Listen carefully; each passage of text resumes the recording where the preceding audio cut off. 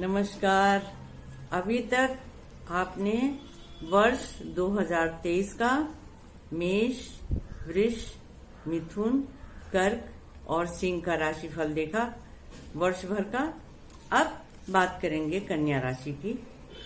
वे इसलिए भी ज्यादा जरूरी हो जाता है सब राशि का देखना, क्योंकि परिवार में सब लोग कई राशियों के होते हैं, तो इससे आपकी जानकारी भी बढ़ती है और आप जान करके जो समय है उसको अच्छी तरीके से आप गुजार भी सकते हैं। तो कन्या राशि जो कि बुध जिसका स्वामी है और तत्व है पृथ्वी, ऐसे लोग बहुत ही मेधावी होते हैं, बहुत जल्दी चीजों को सीख लेते हैं। ज्ञान के प्रति जो उनका आकर्षण रहता है वो बहुत अधिक रहता है। हमेशा ही वो आगे बढ़ने की कोशिश करते हैं और इसके साथ ही उनको थोड़ा ये भी लगने लगता है कि मैं सब कुछ जानता हूँ, लेकिन ज्ञान तो आप जानते ही हैं हमेशा बढ़ने वाली चीज ही है। तो अब वर्ष प्रवेश के समय आपके चंद्रमा राहु के साथ में अष्टम चल रहे हैं, तो ये स्थिति बहुत अच्छी नहीं है, लेकिन शरीर के लिए बहुत शुभ है, क्योंकि अभी राशि बुध आपके चतुर्थ भाव में है। अभी अगर आप कुछ खरीदना चाहें, घर खरीदना चाहें, गाड़ी खरीदना चाहें, कुछ भी खरीदना चाहें तो आप खरीद सकते हैं। बहुत अच्छा समय है आपके लिए। इसके साथ ही स्वास्थ्य के लिए आपका समय अभी तो बहुत अच्छा है। जब उनकी युति राहु के साथ में 31 मार्च से होगी, वो क्या कि मेष में ही राहु है और मेष में ही बुध जाएंगे, उस समय से थोड़ा सा स्वास्थ्य के प्रति सावधानी बहुत आवश्यक है। फिर बुध वक्री हो जाएंगे 7 जून से। जब वो वृष में चले जाएंगे, आपके भाग्य भाव में चले जाएंगे, तब बहुत ही शुभ होगा। और फिर मिथुन में जाएंगे 24 तारीख से, जून से ही, तो आपके लिए बहुत ही शुभ रहेगा। स्वास्थ्य के लिए समय आपका बहुत अच्छा है।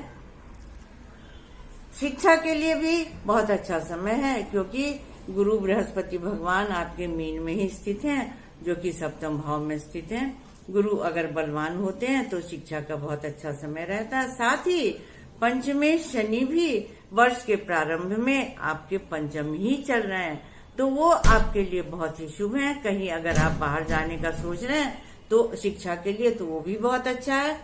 लेकिन इस माह के अंत तक, इस माह का कौन सा, जनवरी के अंत से ही शनि कुंभ में चले जाएंगे, आपके छठे हो जाएंगे। उस समय से फिर थोड़ी सी शिक्षा के लिए आपको सावधानी बरतने की बहुत जरूरत है, क्योंकि पंचम भाव का स्वामी ही छठे चला जाएगा। अब कार्य क्षेत्र की बात कर लेते हैं। तो कार्य क्षेत्र के लिए भी आपका समय बहुत अच्छा है, और जब चले जाएंगे मीन के साथ में 31 मार्च तक, और जब बुध बृहस्पति के साथ में मीन में होंगे, उस समय भी बहुत अच्छा है। और इसके साथ ही जब चले जाएंगे बुध 7 जून से वृष में और फिर 24 जून से मिथुन में, तो स्वगृही हो जाएंगे। उस समय आपकी पदोन्नति निश्चित रूप से होगी और बहुत ही अच्छी आपकी, जहां भी आप काम कर रहे हैं उसमें आप उच्च पद को भी प्राप्त करेंगे और धन धान्य से आप भरे भी रहेंगे। काम के लिए भी आपका मन बहुत लगा रहेगा। काम के लिए तो आपको कह करके कोई भी निश्चिंत हो सकता है, इतने कर्मठ हैं आप। हमेशा ही आप आगे की सोचते हैं और आगे की देखते हैं, क्योंकि जो बुध का स्वभाव होता है वो शतावधानी, अष्टावधानी, दशावधानी, वो बुध ही होता है कि एक ही बार में 10 बातों को सुन करके भी वो याद रख सकता है। इसके लिए ये समय आपके लिए बहुत अच्छा है। इसके साथ ही बात करेंगे विवाह की। तो 31 मार्च तक आपका विवाह का बहुत शुभ योग बनता है, जबकि बृहस्पति और बुध एक साथ रहेंगे सप्तम भाव में, वो समय आपके लिए बहुत अच्छा है। लेकिन फिर उसके बाद जब बुध, बृहस्पति, राहु सब एक साथ हो जाएंगे, उस समय से फिर विवाह का थोड़ा सा प्रसंग नहीं रखना चाहिए, क्योंकि राहु जो है वो दूषित कर देता है। फिर आपका जब नवंबर से फिर आपकी शादी की बात होगी, तो वो फिर आपके लिए शुभता होगी। इसके साथ ही स्पाउस के लिए अभी तो आपका बहुत अच्छा समय है, क्योंकि बृहस्पति ही आपके बैठे हुए हैं।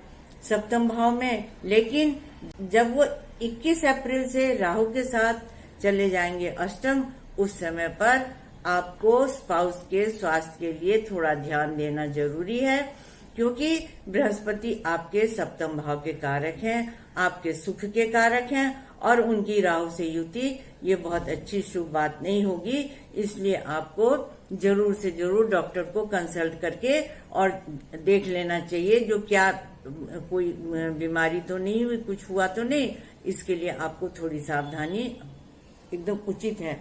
अब बात करेंगे पेरेंट्स की, तो पेरेंट्स के लिए भी आपका समय बहुत अच्छा है, आप पेरेंट्स का ध्यान भी बहुत देते हैं, और अभी तो आपका बुध ही चतुर्थ भाव में बैठा हुआ, माता के प्रति भी आपका बहुत समर्पण है। कभी कभी पिता से आपकी अनबन हो जाती है, लेकिन कोई बात नहीं, वो तो कभी न कभी होने की बात होती है। वैसे कुल मिला जुला करके माता और पिता के प्रति आपका समर्पण का भाव रहता है, तो वो शुभ है। आपकी संतान के लिए भी अभी तो बहुत अच्छा है, क्योंकि शनि आपके बैठे हुए हैं पंचम भाव में, लेकिन फिर वो चले जाएंगे निकल करके माह के अंत में। फिर जब बुध आ जाएंगे मकर में, उस समय पर संतान की आपकी बहुत उन्नति है। अगर आपकी संतान कहीं विदेश पढ़ने के लिए जाना चाह रही हो तो उसके लिए भी बहुत अच्छा समय है, और आप संतान का ध्यान भी बहुत देते हैं, जो कि बहुत ही अच्छी बात है। फिर विदेश की बात, विदेश यात्रा के तो आपके योग अभी भी बने हुए हैं और आगे भी बनेंगे, क्योंकि राहु आपका अष्टम है, और जब बुध और बृहस्पति जब राहु के साथ में अष्टम होंगे, उस समय पर भी आपका बहुत अच्छा समय है विदेश यात्रा का। धन संपत्ति का भी आपका बहुत अच्छा समय है, धन के लिए आपको कभी कोई परेशानी नहीं होगी। अभी तो केतु आपके दूसरे भाव में ही बैठे हुए हैं, जो धन धान्य से आपको भरपूर रखते हैं, और आगे भी जब बुध आ जाएंगे वृष में और मिथुन में, फिर कर्क में जाएंगे, तब आपके लिए बहुत ही अच्छा समय है, और हर प्रकार से आप खुशियों को प्राप्त करेंगे, धन धान्य से आप भरे पूरे रहेंगे। फिर आध्यात्म की बात होती है, तो आध्यात्म के प्रति आपका इतना ज्यादा झुकाव नहीं होता। मन से तो आप मानते हैं, लेकिन जो ज्यादा प्रदर्शन होता है उसमें आप विश्वास नहीं करते। आध्यात्मिक आप हैं, लेकिन उसके प्रदर्शन में आपकी रुचि बिल्कुल भी नहीं रहती। मानसिक सुख की जहाँ तक बात है, तो आप हमेशा ही आगे बढ़ने की कोशिश में, जो आपको मिला हुआ है उसके लिए आप प्रसन्न नहीं रहते हैं, और हमेशा आपको ये रहता है 99 के फेर में आप पड़े रहते हैं। इससे आपके मानसिक सुख में थोड़ी कमी हो जाती है, क्योंकि हमेशा आपको लगता है कि इससे और ज्यादा अधिक हो, इससे और ज्यादा अधिक हो। फिर जो ग्रहण पड़ने वाला है आश्विन शुक्ल पक्ष में चंद्र ग्रहण, वो भी आपके लिए बहुत शुभ नहीं है, क्योंकि आपकी अष्टम राशि में पड़ रहा है, तो उसके लिए भी आपको सावधानी रखने की जरूरत है। आप वर्ष पर्यंत ओम धर्म अर्थ काम मोक्षाणाम सिद्धि भिन्न प्रकृतितः ब्रह्मभूत करी सिद्धि स्वयावक्त्या पंचदा सदा मंत्र का जाप करते रहें, तो इससे आपके अंदर में बहुत ही शुभता आएगी, एनर्जेटिक होंगे, और कभी कभी जो आप निगेटिव हो जाएंगे उससे भी आप बचेंगे। आपके लिए मंत्र जाप बहुत ही श्रेयस्कर है, इसको आप करते रहें और हमेशा प्रसन्न रहें। परिवार के साथ में, मित्रों के साथ में सारी खुशियां आपको मिले। यम यम चिंतयते कामम तम तम प्राप्नोति निश्चितम। जिन जिन चीजों की आप इच्छा करेंगे वो सब आपको मिलेगा। फिर हम अगले वीडियो में आपसे मिलेंगे तुला के लिए। तब तक के लिए नमस्कार।